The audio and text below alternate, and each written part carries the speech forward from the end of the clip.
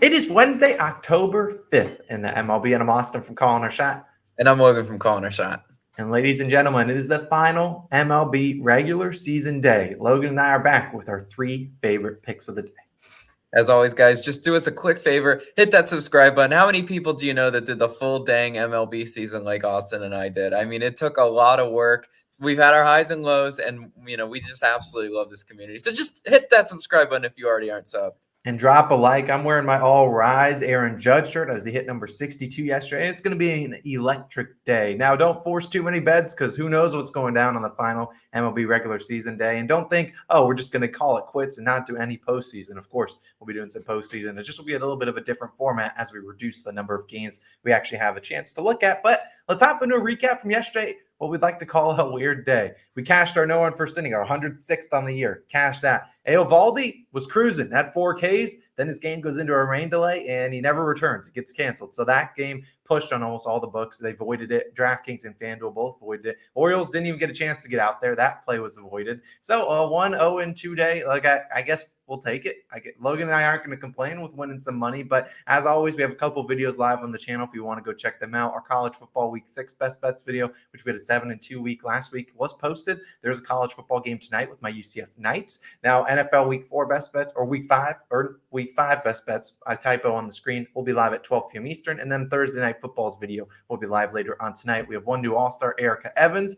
Thank you for supporting the channel. But Logan, it's Wednesday. The final day of the regular season. It feels like it's been a while since we got to this mark, but what you got for the people today? Yeah. Yesterday's player prop was an unfortunate break for us because Eovaldi was pitching a really, really solid shutout. Well, yeah, shutout. He was cooking the Rays, but today I want revenge on the player prop. I'm going back to a player prop, and I'm taking Glenn Otto's over 4.5 strikeouts versus the New York Yankees. -106 odds on FanDuel's your best value, as Austin's showing right here. Not a ton of books have the line out right now, but it is sort of like an even odd split almost, on these books.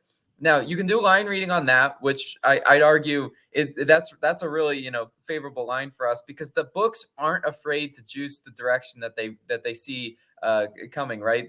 I see -160, -150 juice on the over-under for strikeout props all the time, which is why I don't normally bet them. I don't who lays that sort of juice on something as fluky as a strikeout, but also do some full game line reading, right? They're expecting a lot of run support against Domingo Germán, who's pitching for the Yankees today.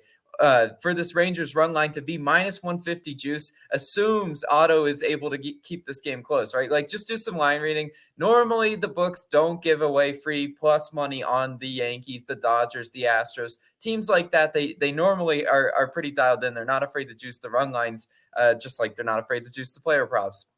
But if you look at Otto in this one, so obviously the books are expecting a solid game, right? Otto's strikeouts numbers in the last 3 games, 7, which you love to see, 3 and 3.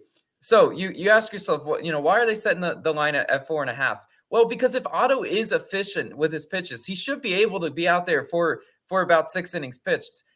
6 innings pitched would translate to his last start where he did have 7 strikeouts. If you look at Otto's numbers too recently, he's only hit the over in 3 out of his last 9 games. I told you that yesterday. Well, my philosophy when betting strikeout props, I don't want a pitcher that's been hitting it too consistently because there's no incentive for the books to throw out a line that they just know is going to go over. So I think this one stands a really good chance at going over just because he hasn't really been hitting it all that much. And it is even odds. The Yankees average 8.7 strikeouts on the road. That's 13th in Major League Baseball. So the Yankees have plenty of hitters in there that can just swing for the fences or boom or bust. Love to see that for a strikeout prop, right? Otto has already faced this Yankees team too.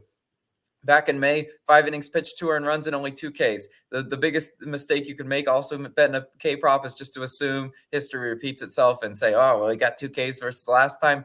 Bam, hammer the under. That's normally not how this works, right? The books are better than that. They adjust considering Otto has gotten better throughout the season. I think he's one of those pitchers that has made some leaps in his game. And we at last point, We don't know what sort of lineup the Yankees are going to try out there today. We know Judge just hit number 62. So is there really incentive for Judge to be in the lineup today? Maybe not. But if he is, he's 0 for 3 versus Glenn Otto with a strikeout. So just saying. So I think the Yankees aren't going to have a lot of incentive to just put their A1 guys out there. There might be a few unfamiliar faces in the lineup. And Glenn Otto's going to have some chances to get the case for us. Can he get it done? That's what I'm going with today. But Austin, what do you got for us? Yeah, so I'm going to be going and tackling an over-under, and I'm going to be going to the Diamondbacks and Brewers game, and I'm going to take the under 7 runs in that one. It's minus 115 on FanDuel at the moment. You see a couple other books kind of at that minus 120. If it does go down to 6.5, I'm fine with it there. Now, let's talk about these two pitchers on the mound, because we got Merrill Kelly versus Corbin Burns, and Kelly has been very solid this year. A 3.43 ERA, a 1.13 WHIP. It's been pretty good, and I don't want to read too much into who's trying and who doesn't care about this start, but Kelly is 5 2/3 innings pitched away from throwing 200 on the year. That's a big milestone for a lot of pitchers to throw over 200 innings in a single season. And I think he's going to actually want to go out there and pitch pretty well and hit that mark. That's just a cool thing to end your season on. Like, hey, I went out there through 200 innings. Not a lot of pitchers can say that. And Kelly's coming off a terrible start.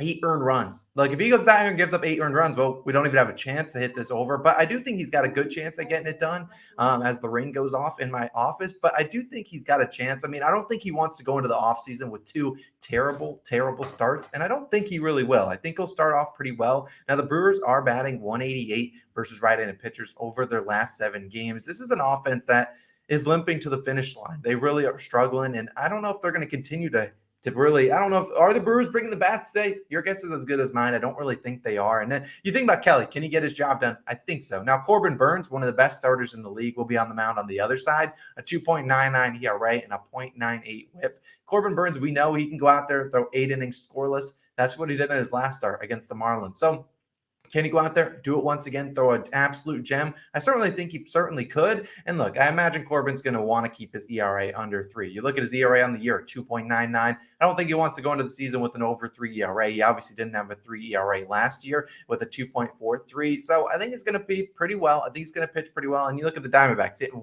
228 versus right-handed pitchers over their last 20 games. The Phillies are not, so you look at D-backs are really struggling as a whole. I really don't think they're going to do too well. So the Diamondbacks and Brewers taking the under 7 runs, and that's going to be my favorite pick of the day. But Logan just texted me that his computer froze, so I'm not sure if we're going to redo this or not. But everyone, it's Nerfy Nation time. I might just ride this one out solo. And you know what? Since Logan's not here, he doesn't have to worry, because I brought 4 no on first inning flags. We're flying them all. We're going to get active, and we're going to fly these for the 107th time this season. And I will be going to, technically Logan and I will be going to the one in the Cubs and Reds game. No one first inning, minus 110 on BetMGM.